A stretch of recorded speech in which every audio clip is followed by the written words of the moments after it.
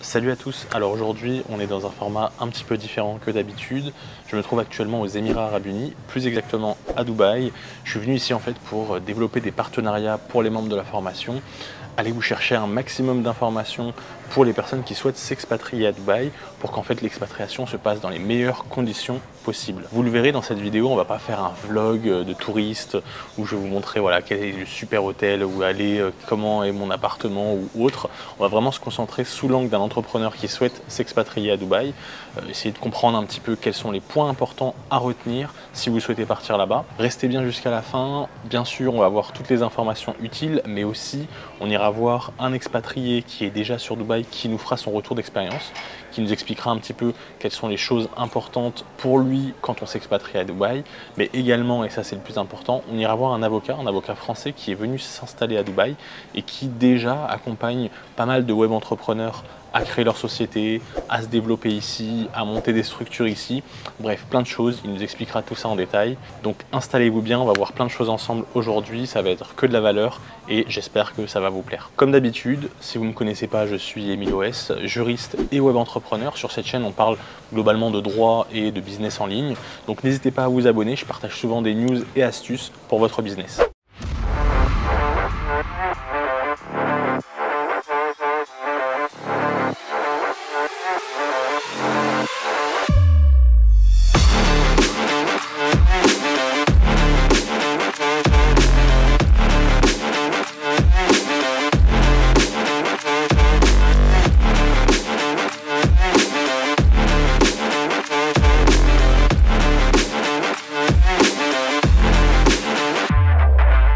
Alors bien sûr, je ne vous présente plus la fiscalité avantageuse de Dubaï et notamment son fameux 0%. Alors le 0% va changer en juin 2023, j'ai fait notamment une vidéo sur le sujet, je vous invite à aller la regarder, je la mettrai là ou là. Mais au-delà de la fiscalité, le plus important quand vous expatriez, je vous le dis souvent, c'est l'environnement entrepreneurial. C'est-à-dire les personnes que vous allez rencontrer quand vous allez vous expatrier, mais également l'environnement business, c'est-à-dire la possibilité d'assister à des expositions, à des conférences qui vont vous stimuler et vous booster dans votre business. Là actuellement, par exemple, je me trouve à la Dubaï Expo, mais vous y trouverez plein d'événements à Dubaï. Par exemple, vous aurez des événements sur la crypto, sur le e-commerce, sur le marketing et plein d'autres. C'est un environnement qui attire beaucoup d'entreprises, des grosses entreprises. D'ailleurs, il n'y a pas longtemps, on a Binance qui a eu sa licence crypto à Dubaï. Donc ça montre bien que Dubaï, au-delà de tout ce que ça peut représenter, c'est surtout un nid dynamique, un nid qui va vous motiver pour votre expatriation.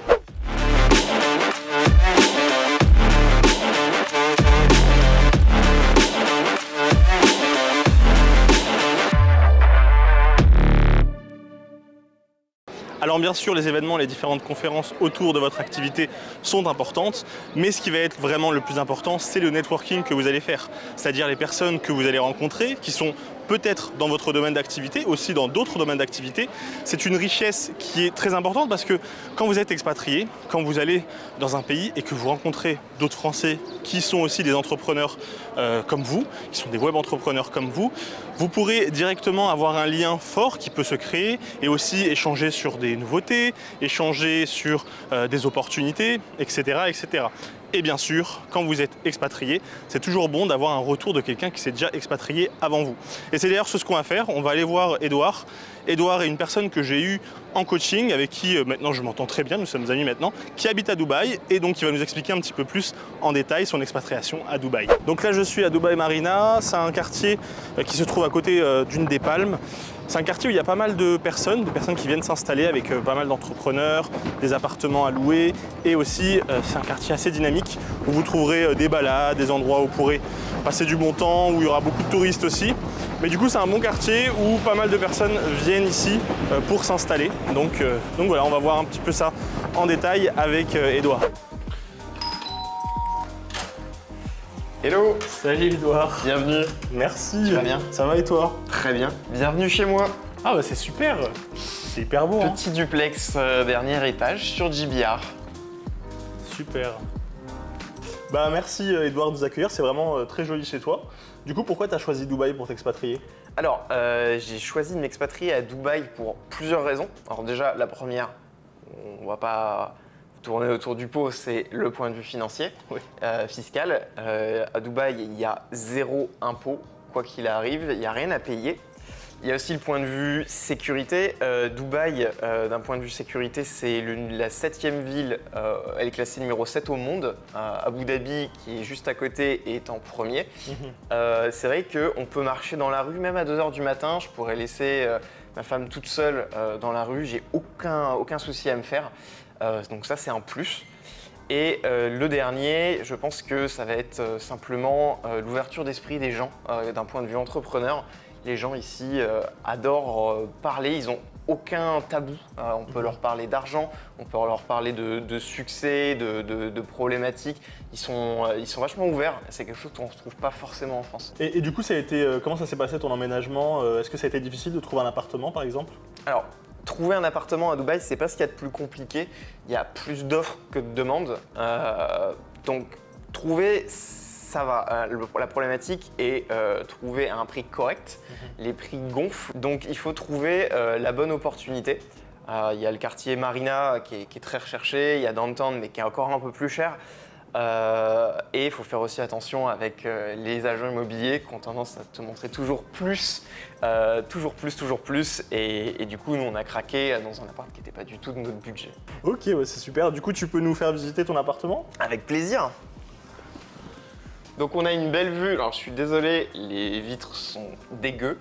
On a une vue sur The Eye, donc qui est la grande route Dubaï qui vient d'être inaugurée. Ah, c'est très joli. On aura, je pense, des vitres peut-être un peu plus propres en haut, avec le petit bureau qui fait aussi dîner, etc. On travaille toute la journée, ça fait une vue motivante. Ah ouais.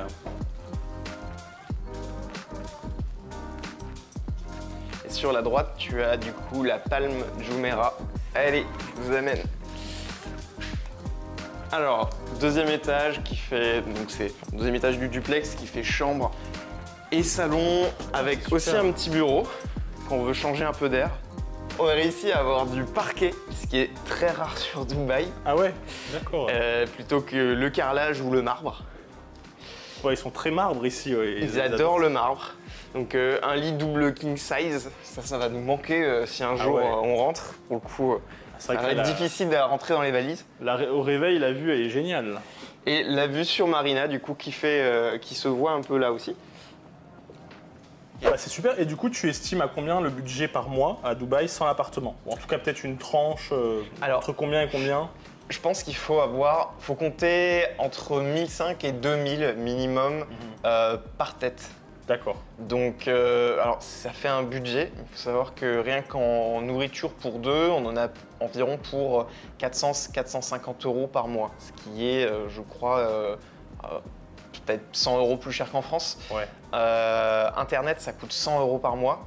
Ah oui, quand même. Le téléphone, c'est encore 50 € aussi par tête. Donc, ça fait un budget. Il y a une taxe sur Dubaï qui est sur le logement, qui est de 5% de la location mensuelle. D'accord. Donc ça s'ajoute encore en frais. Après, il y a pour le coup l'eau, électricité, ça coûte rien. Ça doit me coûter 5 € par mois. Ça. Ouais. C'est beaucoup moins cher qu'ailleurs. Mais voilà, il faut prendre en compte tout ça avant de s'expatrier parce que une fois que tu y es, tu es engagé sur un an. Et voilà, il faut avoir de la ressource du coup pour tenir toute l'année sans être fauché. Du coup, pour les personnes qui peuvent nous regarder, pour toi, Dubaï, c'est pour quel type d'entrepreneur? Si quelqu'un hésite entre plusieurs destinations, pourquoi Dubaï, ça pourrait être bien pour lui? Et quelles sont les informations qu'il doit savoir justement avant de venir pour se dire si c'est fait pour lui ou pas? Ok, alors il y a pas mal de choses à prendre en compte. Alors déjà, Dubaï, tu vas devoir y rester 183 jours minimum si tu veux être résident fiscal. Ensuite, ça va aussi dépendre de ton profil finalement. Si tu es plutôt orienté digital nomade, que tu aimes bien bouger, tu aimes bien voyager, ça peut être une super idée parce que du coup, tu vas être là à l'hiver et dès qu'il commence à faire chaud, et Dieu sait qu'il fait chaud à Dubaï, l'été, tu es bien content de dire bon bah tiens, je vais aller visiter un autre pays, je vais voyager un peu et je continuerai de travailler de là-bas. Ensuite, tu as aussi le coût de la vie comme on disait juste avant, qui est à prendre en compte. Si par exemple tu vas je sais pas, aux Bahamas, le coût de la vie va être différent. Tu vas avoir aussi le challenge sur Dubaï parce que vu que tout est cher, par contre, alors, c'est un plus et c'est à double tranchant. Ça te motive pour te donner à fond. Donc tu bosses comme un acharné pour garder cette qualité de vie. Parce que pour le coup à Dubaï, je trouve que tu as une énorme communauté d'entrepreneurs. Donc c'est super parce que tu rencontres plein de monde et ça te permet d'avoir de nouveaux projets, de nouvelles idées, de développer ton mindset, plein de choses finalement que tu ne peux pas forcément avoir dans tous les pays. Dubaï est vraiment réputé pour cet esprit entrepreneurial et cette ouverture d'esprit. Et toi, du coup, donc, tu fais quoi comme activité principalement? Alors moi je fais du e-commerce, j'ai plusieurs marques qui tournent dans le monde entier, qui tournent sous Shopify. Si c'est pas indiscret, t'as fait combien de chiffre d'affaires? J'ai arrêté de compter mais autour de 2,5 millions. D'accord, ah ouais c'est bien. Oui, ça Tu va. fais, il me semble que tu fais des coachings aussi. Je fais du coaching, je prends que quelques personnes parce que j'ai pas trop de temps, mais je fais du coaching de 3 personnes maximum par mois. D'accord, c'est intéressant. Bah, d'ailleurs, je le mettrai, si ça intéresse des personnes, je mettrai le contact, enfin, si tu as de la Avec place. grand plaisir, merci Ok. à toi. Et du coup, ma dernière question, qui est importante, pour toi, quels sont les points importants à savoir avant de s'expatrier? Alors, avant de s'expatrier, moi, en tout cas pour mon cas, pour Dubaï, je vous conseille clairement d'avoir de l'argent d'avance. Je vous conseille de vous entourer, pas sauter dans un avion, ça marche pas comme ça. Entre la création de la société, le cadre légal, il y a pas mal de choses à prendre en compte. Donc avoir de l'argent de côté, bien y réfléchir parce que c'est quand même un changement de vie. S'entourer d'un point de vue légal, d'un point de vue fiscal, tout ça c'est des choses super importantes. Et je pense que c'est tout.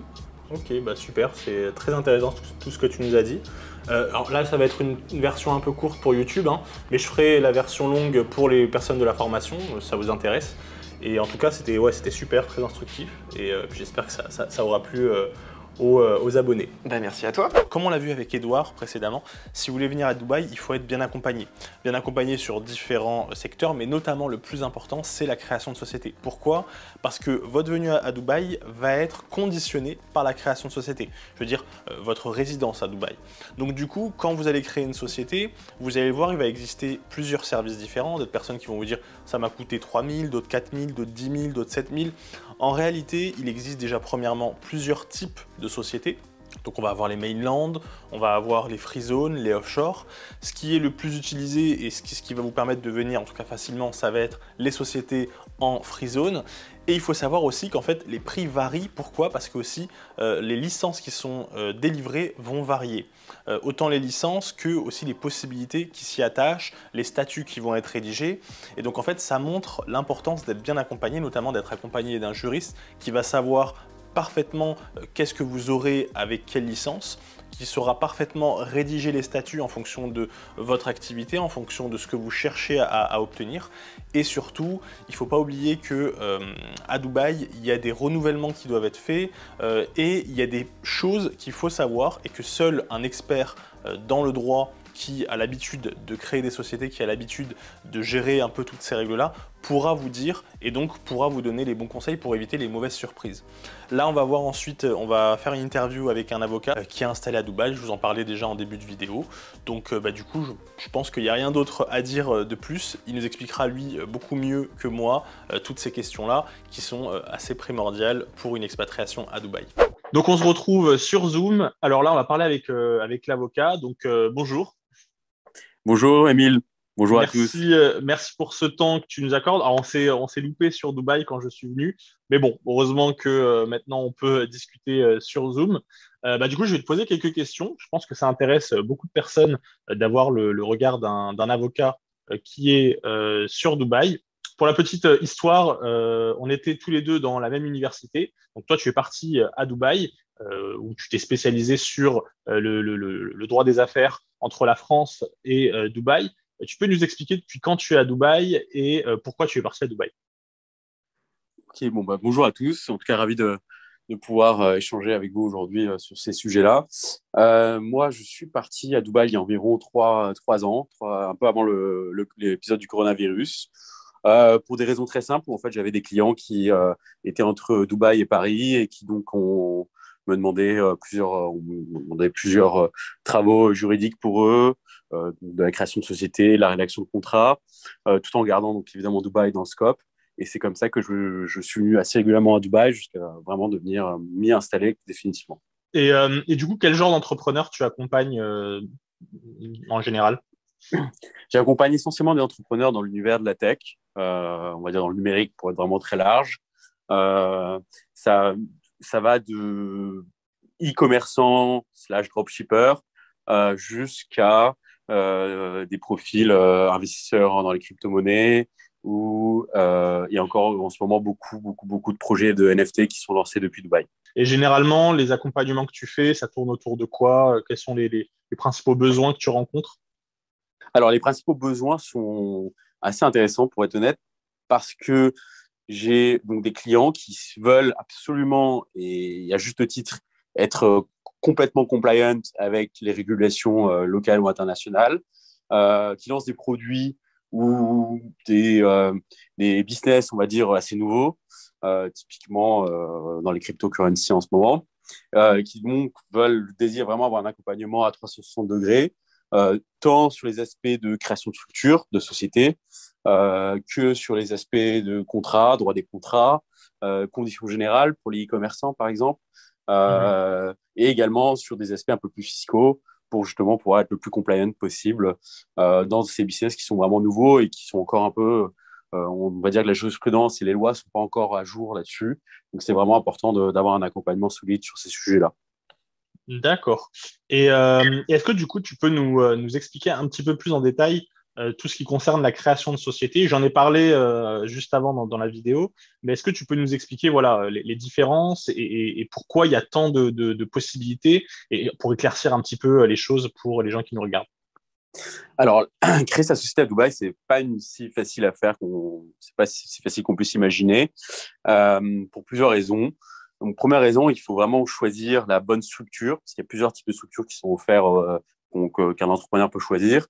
Donc, il y a des structures, donc désolé, ça va être peut paraître peut-être du chinois, mais de type free zone ou de type mainland qui existent.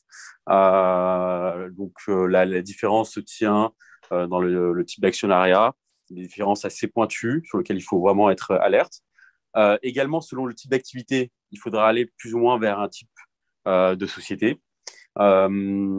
Et enfin, troisièmement, créer sa société à Dubaï a un coût assez élevé, un coût d'entrée qui est vraiment élevé, parce qu'en fait, le fonctionnement est de payer une licence commerciale qu'on renouvelle tous les ans. Et c'est complètement différent du système français, par exemple, où on crée une société qui a une durée de 99 ans. Aux Émirats, il faut donc payer cette licence tous les ans, la renouveler. Et cette licence commerciale, tous les visas des employés ou du manager donc, sont reliés à cette société-là. Et donc, il est important de maintenir à jour tous ces paramètres-là. Et surtout, le dernier point où il faut vraiment, l'accompagnement est vraiment important, c'est l'obtention du compte bancaire professionnel, qui est en fait la partie la plus difficile en réalité aux Émirats Arabes Unis. On peut tout à fait avoir une société et des visas et un business. On peut envoyer des factures, il n'y a pas de problème. Mais en revanche, d'ouvrir le compte professionnel, c'est la dernière étape et c'est toujours l'étape la plus difficile et la plus compliquée. Donc nous, on accompagne vraiment nos clients de A à Z sur toutes ces démarches-là. Et le choix d'une bonne licence, d'un bon type d'activité est primordial pour envoyer son compte professionnel et donc pour pouvoir faire du business aux Émirats. D'accord. Et tu as des exemples un petit peu de ce que tu me disais que ça t'était arrivé souvent de te retrouver avec des clients qui avaient fait un petit peu leur société à la va-vite et ils se retrouvaient avec quelques difficultés. Tu peux avoir un exemple ou deux de difficultés qu'on peut rencontrer si on fait les choses mal? Alors, c'est un très bon point. Alors, c'est essentiellement sur des sujets bancaires. Parce que, donc, comme je vous ai dit, la dernière étape de la création de la société, c'est d'ouvrir le compte professionnel. Et souvent, donc, quand des clients ont eu mal choisi leur activité, ont mal choisi leur location, comme on dit en anglais, c'est-à-dire géographiquement où ils ont voulu implanter leur société. Et souvent, en fait, plus la localisation de la société est dans une zone, on va dire, un peu retirée et évidemment moins chère, plus il est difficile d'ouvrir le compte en banque. Donc, nous, on s'est occupé d'essayer, en tant que mal, de pouvoir rattraper, on va dire, ce qui avait été mis en place initialement. Pour être totalement transparent avec vous, des clients, par exemple, ont été obligés de recréer une deuxième société parce que la première société était complètement inutilisable par rapport au business qu'ils voulaient développer. Et les banquiers ne voulaient pas accepter la création de leur société. Donc, c'est vraiment un sujet primordial là-dessus. Ça entre bien dans l'expression le radin paie deux fois. Exactement. D'accord, c'est intéressant. Et du coup, de manière générale, est-ce que pour toi, est-ce qu'il y a des erreurs à éviter quand on s'expatrie à Dubaï? Alors, il y a des erreurs. La première erreur, qui est la plus courante, c'est de penser qu'à Dubaï, tout va rapidement et on peut rapidement avoir un setup de société pour pas cher. Ce qui est, comme ça revient un peu sur ce que j'ai dit avant, ce qui est en fait faux. Il faut vraiment être accompagné et payer le prix pour cet accompagnement parce que c'est vraiment important, sinon on n'avance pas. La deuxième erreur, c'est l'erreur fiscale. C'est de penser que si on a une société à Dubaï, fiscalement, on est entre guillemets tranquille parce qu'en fait, la fiscalité à Dubaï, il est vrai qu'elle est très attractive. 0% d'impôt sur les sociétés aujourd'hui et 0% d'impôt sur le revenu en tant que résident. En fait, la réalité derrière, c'est qu'il y a beaucoup d'enjeux fiscaux à prendre en compte lorsqu'on s'implante aux Émirats et qu'en réalité, c'est beaucoup plus difficile que ça. C'est pas parce qu'on a une société à Dubaï qu'évidemment, on est exempt de tout impôt dans le monde. Donc, c'est vraiment important d'avoir un accompagnement total où il faut prendre en compte les types de clients, la résidence personnelle du manager et de l'actionnaire, enfin de l'entrepreneur, le type de flux financier que l'entrepreneur va générer pour pouvoir vraiment dessiner le meilleur setup possible et surtout ne se retrouver avec aucun cas en infraction avec une régulation fiscale dans le monde. D'accord. Donc, du coup, en fait, tu accompagnes de façon complète au niveau de Dubaï, mais tu t'occupes aussi en fait de la transition et vraiment de A à Z, quoi. Autant en France que, en Europe même, que à Dubaï. C'est bien ça. Exactement. Donc, on accompagne vraiment le dirigeant dans son transfert s'il souhaite, évidemment. Ou s'il ne le souhaite pas, on lui explique bien les enjeux d'avoir une société à Dubaï et que, en fait, fiscalement, ce n'est pas comme l'a souvent imaginé. C'est un petit peu différent. Donc voilà, on le sensibilise à tous ces sujets-là, on le conseille sur tous ces sujets-là pour qu'il puisse être totalement parfaitement compliant avec les différentes règles qui existent dans l'univers dans lequel nous vivons. D'accord, super intéressant. Je pense que toutes les informations que tu nous as partagées sont très intéressantes pour les gens qui nous regardent. En tout cas, pour pas faire une vidéo trop longue sur YouTube, on va s'arrêter là. Je pense que c'est déjà pas mal. Je te remercie beaucoup pour ton temps et puis je mettrai aussi l'interview complète dans la formation pour ceux que ça intéresse. Et puis, écoute, peut-être une prochaine fois dans une intervention, dans une autre vidéo et je te dis à très bientôt. Génial, Émile, avec grand plaisir et on reste en contact. À bientôt. Super, merci. Donc voilà, vous voyez, si vous souhaitez partir à Dubaï pour vous expatrier, ça se prépare. Il faut une bonne préparation, autant sur le budget qui est quand même assez important pour s'assurer que l'expatriation se passe correctement, mais aussi et surtout le cadre légal, la création de votre société, le cadre légal de votre expatriation fiscale, bref, plein de choses. L'objectif à la fin, c'est qu'en fait vous puissiez continuer votre activité sereinement, que vous puissiez rester à Dubaï et non pas partir pour après revenir. Voilà, j'espère que cette vidéo vous a plu, elle était un petit peu différente de d'habitude. N'hésitez pas à liker, à vous abonner et sur ce, on se retrouve dans une prochaine vidéo. Salut!